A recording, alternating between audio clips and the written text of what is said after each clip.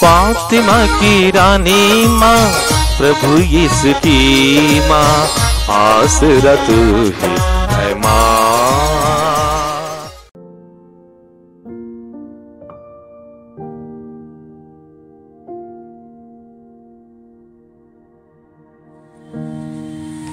कलुसियों के नाम संत पौलुस के पत्र से आज का पहला पाठ, अध्याय 2, पद संख्याएं 6 से 15 तक। आपने मसीह को प्रभु यीशु के रूप में स्वीकार किया, इसलिए उन्हीं से संयुक्त होकर जीवन बिताए। उन्हीं में आपकी जड़ें गहरी हो और नींव सुदृढ़ हो। आपको जिस विश्वास की शिक्षा प्राप्त हुई है उसी में दृढ़ बने रहे और आपके हृदयों में धन्यवाद की प्रार्थना उमड़ती रहे। सावधान रहे, कहीं ऐसा ना हो कि कोई आप लोगों को ऐसे खोखले और भ्रामक दर्शन शास्त्र द्वारा बहकाए, जो मनुष्यों की परंपरागत शिक्षा के अनुसार है और मसीह पर नहीं बल्कि संसार के तत्वों पर आधारित है। क्योंकि मसीह में ईश्वरीय तत्व की परिपूर्णता अवतरित होकर निवास करती है और उनमें आप इस परिपूर्णता के सहभागी हैं। मसीह विश्व की सभी शक्तियों और अधिकारों के शीर्ष हैं। सभी मसीह के अधीन हैं। उन्हीं में आप लोगों का खतना भी हुआ है। वह खतना हाथ से नहीं किया जाता, वह मसीह का खतना अर्थात बपतिस्मा है, जिसके द्वारा पापमय शरीर को उतार दिया जाता है। आप लोग बपतिस्मा के समय मसीह के साथ दफनाए गए और उन्हीं के साथ पुनर्जीवित भी किए गए हैं, क्योंकि आप लोगों ने ईश्वर के सामर्थ्य में विश्वास किया, जिसने उन्हें मृतकों में से पुनर्जीवित किया है। आप लोग पापों के कारण और अपने स्वभाव के खतने के अभाव के कारण मर गए थे। ईश्वर ने आप लोगों को मसीह के साथ पुनर्जीवित किया है और हमारे सब अपराधों को क्षमा किया है। उसने नियमों का वह बंद पत्र जो हमारे विरुद्ध था रद्द कर दिया और उसे क्रूस पर ठोक कर उठा दिया है। उसने विश्व की प्रत्येक शक्ति और अधिकार को अपदस्थ कर दिया, संसार की दृष्टि में उनको नीचा दिखाया और क्रूस के द्वारा उन्हें परास्त कर दिया। यह प्रभु की वाणी है। ईश्वर को धन्यवाद। भजन अनुवाक्य। प्रभु सबों का कल्याण करता है। प्रभु सबों का कल्याण करता है। हे मेरे ईश्वर, मेरे राजा, मैं तेरी स्तुति करूंगा। मैं सदा सर्वदा तेरा नाम धन्य कहूंगा। मैं दिन प्रतिदिन तुझे धन्य कहूंगा। मैं सदा सर्वदा तेरे नाम की स्तुति करूंगा। अनुवाक्य। प्रभु सबों का कल्याण करता है। प्रभु सबों का कल्याण करता है। प्रभु दया और अनुकंपा से परिपूर्ण है। वह सहनशील और अत्यंत प्रेममय है। प्रभु सबों का कल्याण करता है। वह अपनी सारी सृष्टि पर दया करता है। अनुवाक्य। प्रभु सबों का कल्याण करता है। प्रभु सबों का कल्याण करता है। हे प्रभु, तेरी सारी सृष्टि तेरा धन्यवाद करे। तेरे भक्त तुझे धन्य कहे। वे तेरे राज्य की महिमा गाएं और तेरे सामर्थ्य का बखान करें। अनुवाक्य। प्रभु सबों का कल्याण करता है। प्रभु सबों का कल्याण करता है। जय घोष। हालेलुया। प्रभु कहते हैं, मैंने तुम्हें चुना है जिससे तुम जाकर फल उत्पन्न करो और तुम्हारा फल बना रहे। हालेलुया। प्रभु आप लोगों के साथ हो और आपकी आत्मा के साथ। संत लूकस के अनुसार पवित्र सुसमाचार। हे प्रभु तेरी महिमा हो। अध्याय 6 पद संख्याएं 12 से 19 तक। उन दिनों यीशु प्रार्थना करने के लिए एक पहाड़ी पर चढ़े और वह रात भर ईश्वर की प्रार्थना में लीन रहे। दिन होने पर उन्होंने अपने शिष्यों को पास बुलाया और उनमें से 12 को चुनकर उनका नाम प्रेरित रखा। सीमोन, जिसे उन्होंने पेतरुस नाम दिया, और उसके भाई अंद्रयास को, याकूब और योहन को, फिलिप और बर्तलोमी को, मत्ती और थोमस को, अल्फाई के पुत्र याकूब और सीमोन को, जो उत्साही कहलाता है, याकूब के पुत्र यूदस और यूदस इस्करियोती को, जो विश्वासघाती निकला। यीशु उनके साथ उतरकर एक मैदान में खड़े हो गए। वहां उनके बहुत से शिष्य थे और समस्त यहूदिया तथा यरूशलेम का और समुद्र के किनारे तीरुस तथा सीदोन का विशाल जनसमूह भी था, जो उनका उपदेश सुनने और अपने रोगों से मुक्त होने के लिए आया था। यीशु ने अबदूदग्रस्त लोगों को चंगा किया। सभी लोग यीशु को स्पर्श करने का प्रयत्न कर रहे थे, क्योंकि उनसे शक्ति निकल रही थी और सबको चंगा कर रही थी। प्रभु का सुसमाचार। हे क्रिस्त तेरी स्तुति हो। क्रिस्त में प्यारे भाई बहनों, आज का पहला पाठ हम लोगों ने कलोसियों के नाम पौलुस के पत्र से सुना।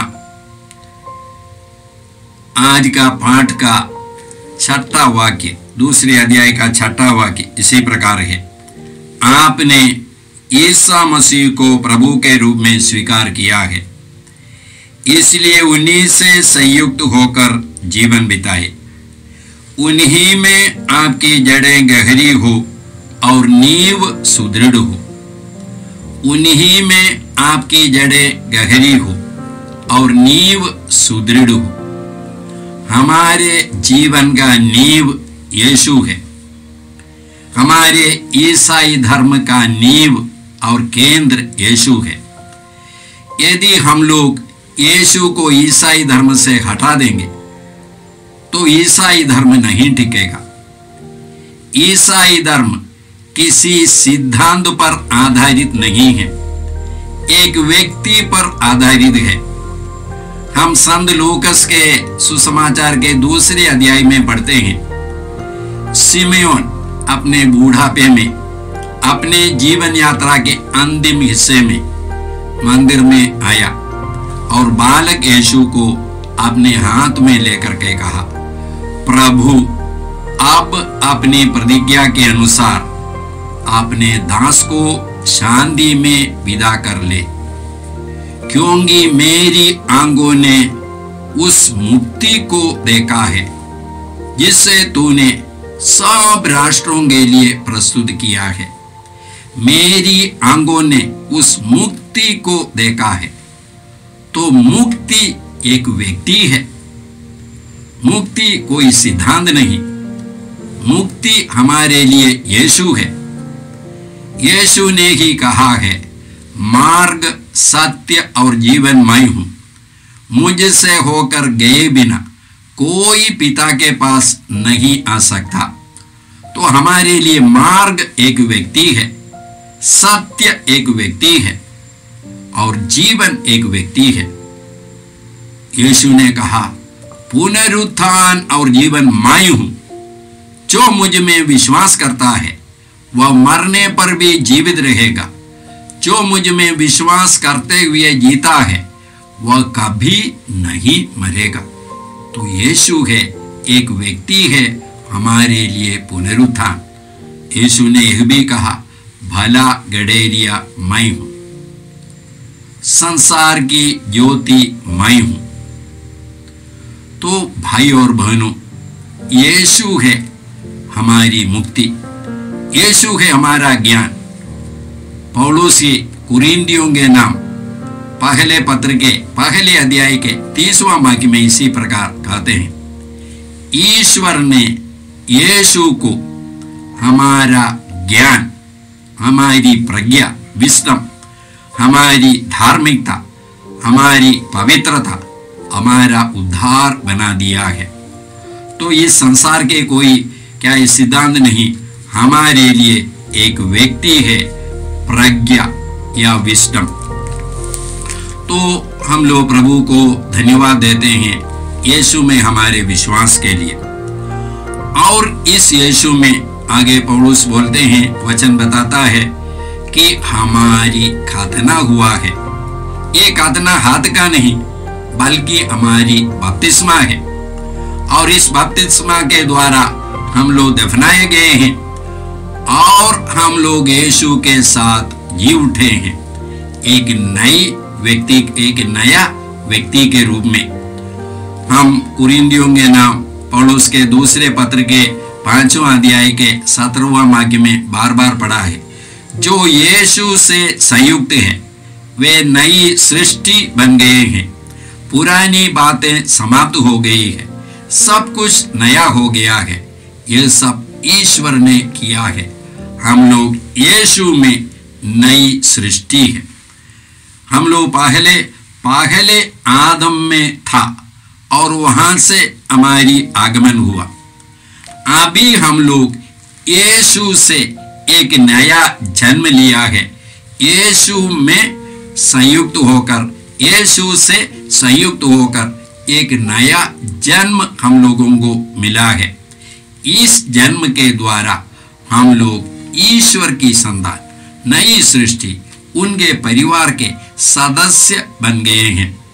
संत योहन के सुसमाचार के पहले अध्याय का 12वां वाक्य में हम इसी प्रकार पढ़ते हैं, जितनों ने उसे अपनाया और जो उसके नाम में विश्वास करते हैं उन सबों को उसने ईश्वर की संतति बनने का अधिकार दिया। वे ना तो रक्त से, ना शरीर की वासना से, ना मनुष्य की इच्छा से, बल्कि ईश्वर से उत्पन्न हुए हैं, ईश्वर से जन्म हुए हैं। तो हमारा जन्म यीशु के द्वारा ईश्वर से हुआ है। आगे हम लोग आज के पाठ में ही पढ़ते हैं, उसने विश्व के प्रत्येक आधिपत्य और अधिकार को आपदस्थ किया, संसार की दृष्टि में उनको नीचा दिखाया और क्रूस के द्वारा उन्हें पराजित कर दिया। उसने विश्व के प्रत्येक आधिपत्य और अधिकार को आपदस्थ किया, माने जो भी अन्य शक्तियां हैं जो इस विश्व पर अधिकार या शासन करता है, उन सारे शक्तियों को यीशु ने आपदस्थ किया, पराजित किया और संसार की दृष्टि में उनको नीचा दिखाया। रोमी राज्य के एक परंपरा के अनुसार यदि रोमी सेना ने एक राज्य पर चढ़ाई की और उसको जीत लिया, तब वहां के राजा को लेकर के उनके राजत्व का जो भी जैसे मुकुट जैसे जो भी प्रतीक था वो सब हटा दिया, मुकुट हटा दिया और उसका अस्त्र शस्त्र सब हटा दिया और उसको सड़क से होकर के, लोगों के बीच से होकर के जुलूस में निकालते थे, ताकि सब लोग देख सके कि इनको पराजित किया गया है। तो इसी प्रकार यीशु ने भी इस विश्व के हर आधिपत्य और अधिकार को, जो इस विश्व पर शासन करता है, उसको क्रूस के द्वारा यीशु ने पराजित किया और संसार की दृष्टि में उनको नीचा दिखाया।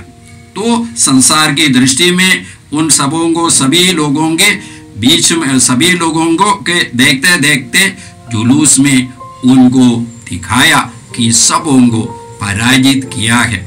तो यीशु है हमारा राजा, यीशु है हमारा एकमात्र मुक्तिदाता, यीशु है हमारा एकमात्र मध्यस्थ। इस यीशु में हमारा विश्वास है। इस विश्वास के लिए हम प्रभु को धन्यवाद देते हैं। इस विश्वास में बढ़ने के लिए हम लोग प्रभु से कृपा मांगेंगे और इस विश्वास में जो लोग नहीं आए हैं उन सबों के लिए प्रार्थना करेंगे और जहां पर हमको मौका मिलेगा इस विश्वास को हम लोग बांटेंगे। आज का सुसमाचार हम लोगों ने संत लूकस के सुसमाचार से सुना। वहां पर यीशु रात भर प्रार्थना की और उसके बाद उन्होंने अपने शिष्यों से 12 लोगों को चुना और उनको प्रेरित नाम दिया, प्रेरित के रूप में चुना। एक प्रेरित का मतलब क्या है? एक प्रेरित का मतलब है मैसेंजर, संदेशवाहक। क्या संदेश लेकर के इन प्रेरितों को जाना है? कोई सिद्धांत नहीं, बल्कि एक व्यक्ति यीशु को लेकर के जाना है। यीशु है हमारा संदेश। पिता ईश्वर ने इस यीशु को हम सबों के लिए संदेश के रूप में, क्या संदेश है? मुक्ति के रूप में, अनंत जीवन के रूप में भेजा है। इस यीशु को लेकर हम लोगों को भी जाना है। हम लोग भी एक प्रेरित है, हर एक व्यक्ति एक प्रेरित है और हमको अपने जीवन के द्वारा, अपने बोली के द्वारा, अपने वर्ताव के द्वारा इस यीशु को बांटना है। पौलुस बोलते हैं यीशु मसीह को धारण करे, माने एक वस्त्र के रूप में। मतलब जब लोग हम लोगों को देखेंगे तो वे लोग हम लोगों में या हमारे जीवन से यीशु को पहचानेंगे।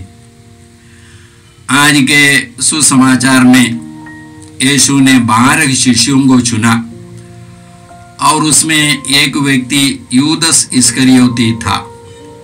कई लोग ये सवाल पूछते हैं, यीशु जानते थे यूदस इस्करियोती विश्वासघात करेगा, फिर भी यीशु ने उसको चुना। क्यों चुना है? तो मैं जब लोग ऐसे सवाल पूछते हैं उनसे एक उल्टा सवाल मैं पूछता हूं। पिता ईश्वर जानते थे आदम और हेवा पाप करेंगे, फिर भी पिता ईश्वर ने आदम और हेवा को बनाया। पिता ईश्वर जानते थे हम लोग भी पाप करेंगे, आप भी पाप करेंगे, फिर भी पिता ईश्वर ने मुझे जीवन दिया, आपको जीवन दिया। ईश्वर प्रेम है, ईश्वर केवल देना जानते हैं। तो इसलिए हमको अपने जीवन के लिए प्रभु को धन्यवाद देना है और जैसे ईश्वर चाहते हैं उसी प्रकार इस जीवन का सदुपयोग करना है। और आज के सुसमाचार के आगे हम लोगों ने सुना है ईसा उनके साथ उतर आए, पहाड़ से उतर आए और एक बहुत बड़ी विशाल जन समूह वहां पर था। तो लोग संगाई के लिए वहां पर आए थे।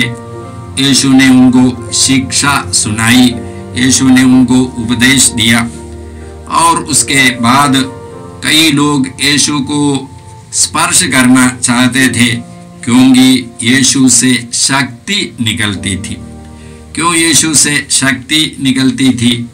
क्योंकि यीशु रात भर प्रार्थना करते रहते थे। यीशु एक मनुष्य है, ईश्वर होते हुए भी एक मनुष्य है। तो जिस प्रकार हमको भी प्रार्थना की जरूरत है, इसी प्रकार यीशु को भी प्रार्थना की जरूरत थी। रात भर यीशु ने प्रार्थना की, पिता ईश्वर से जुड़े रहा, तो पिता ईश्वर से उन्होंने शक्ति शक्ति को प्राप्त किया और ये शक्ति उससे निकलती थी, इसलिए लोग यीशु को स्पर्श करना चाहते थे और यीशु लोगों को सुसमाचार सुनाते थे।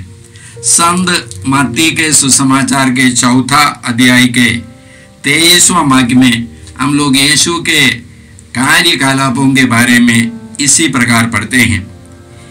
ऐसा उनके सभागृह में शिक्षा देते, राज्य के सुसमाचार का प्रचार करते और लोगों की हर तरह की बीमारी और दुर्बलता दूर करते हुए सारी गलीलिया में घूमते रहते थे। तो हम लोग बोल सकते हैं 3 कार्य या 4 कार्य ऐसा सभागृह में शिक्षा देते। एक तो शिक्षा देते हैं। ये शिक्षा क्या है? जैसे हम लोग बाइबल में पढ़ते हैं, एक दूसरे को प्यार करना ये एक शिक्षा है, एक दूसरे को क्षमा करना ये एक शिक्षा है, आपके पड़ोसी को मदद करना भ्रातृ प्रेम ये एक शिक्षा है। ये राज्य का सुसमाचार नहीं है, शिक्षा है। राज्य का सुसमाचार क्या है? जो पौलुस बोलते हैं कुरिन्थियों के नाम पत्र में 15वां अध्याय के 3रे वाक्य में, भाइयों मैंने मुख्य रूप से आप लोगों को यह शिक्षा सुनाई, यह सुसमाचार सुनाया जो मुझे मिली थी, वह इस प्रकार है। मसीह हमारे पापों के प्रायश्चित के लिए मरे, जैसा कि धर्म ग्रंथ में लिखा है। वह कब्र में रखे गए और 3रे दिन जी उठे, जैसा कि धर्म ग्रंथ में लिखा है। यही है राज्य का सुसमाचार। यीशु की मृत्यु द्वारा हमको पापों से मुक्ति मिली है। यीशु के पुनरुत्थान द्वारा हमको मृत्यु पर विजय मिला है और यीशु की मृत्यु और पुनरुत्थान के द्वारा हम लोगों को आनंद जीवन मिला है। हम सब इस यीशु में विश्वास करने से ईश्वर की संतान बन जाते हैं। यही है राज्य का सुसमाचार। एक दूसरे को प्यार करना ये सब धर्म के लोग बताते हैं, सब लोग बताते हैं। हमको क्षमा करना, क्षमा करने पर ही माने हम लोगों को शारीरिक स्वास्थ्य भी क्षमा करने पर हमको मिलेगा, ये सब लोग सिखाते हैं। लेकिन दूसरा राज्य के सुसमाचार ये सब लोग सिखा नहीं सकते हैं। वे केवल वे लोग सिखा सकते हैं जिन लोगों ने यीशु को अपने जीवन के एकमात्र मुक्तिदाता के रूप में स्वीकार किया है। जब हम लोग ये राज्य के सुसमाचार का प्रचार करेंगे तब वहां पर चंगाई होगी, वहां पर अद्भुत लोगों से निकलेगा। तो इसीलिए हमको ये सुसमाचार के बारे में बताना है, या यीशु ने हमारे लिए क्या किया है इसके बारे में बताना है। हमारे जीवन के मानव इतिहास के सबसे बड़ी घटना है यीशु की मृत्यु और यीशु का पुनरुत्थान। इसके द्वारा हमको पापों से मुक्ति मिली है, इसके द्वारा हमको मृत्यु पर विजय मिला है। हम इस सुसमाचार के लिए, इस यीशु के लिए धन्यवाद देते हैं। हम प्रभु से प्रार्थना करते हैं ये विश्वास दुनिया भर के सभी लोगों को मिले। ये राज्य के सुसमाचार जिन लोगों ने आज तक नहीं सुना है उनको सुनने के लिए मौका मिले। आइए हम प्रार्थना करते हैं। हे परमपिता ईश्वर, प्रभु यीशु के लिए हम तुझे धन्यवाद देते हैं। हे पिता ईश्वर, तूने हमें यीशु को दिया है और यीशु के द्वारा तूने हमें नई सृष्टि बनाया है। इस नई सृष्टि का जीवन बिताने के लिए पवित्र आत्मा से हम सबों को भर दीजिए। ये प्रार्थना हम करते हैं प्रभु क्रिस्त के द्वारा, आमीन। जय यीशु क्रिस्त में प्रिय भाई और बहनों, प्रभु यीशु ने हमें आदेश दिया है संसार के कोने कोने में जाकर सारी सृष्टि को सुसमाचार सुनाओ। सुसमाचार सुनने के लिए और सुनाने के लिए एक अच्छा मौका है आप कृपया इस चैनल का सब्सक्राइब करें, लाइक करें, शेयर करें, बेल आइकन दबाएं ताकि यहाँ की नई वीडियोस की सूचना आपको मिलती रहेगी। साथ साथ आप दूसरों को भी प्रेरणा दें इसका सब्सक्राइब करने के लिए। याद रखें, कल के मिसा के दैनिक पाठ और उस पर टिप्पणियाँ आज ही दोपहर के बाद हम लोग अपलोड करते हैं। कृपया आज ही उसको सुनकर कल की तैयारी करें।